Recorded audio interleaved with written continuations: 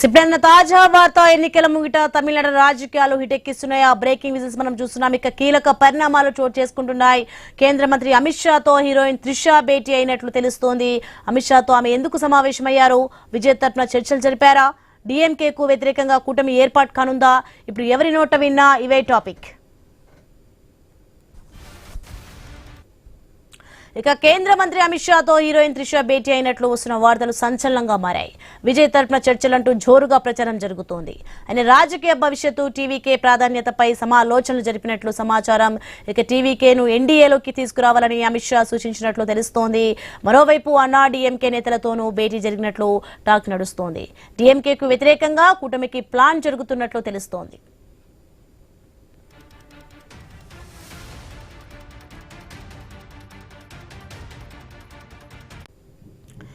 మొత్తానికి హాట్ గా అయితే తమిళ రాజకీయాలు మారాయి. మనం చూస్తున్నాం. మొత్తానికి అమిత్ షాతో అయితే హీరోయిన్ త్రిష భేటీ అయిన దృశ్యాలు చూస్తున్నాం. అలాగే విజయ్ తరపున చర్చలంటూ జోరుగా ప్రచారం సాగుతుంది. ఇక టీవీకేను ఎన్డీఏలోకి తీసుకురావాలని అమిత్ షా సూచించినట్లుగా టాక్ నడుస్తుంది. ఇక స్టాలిన్ ఎదుర్కొనేందుకు కలిసి నడవాలని ప్రతిపాదన ఉంది.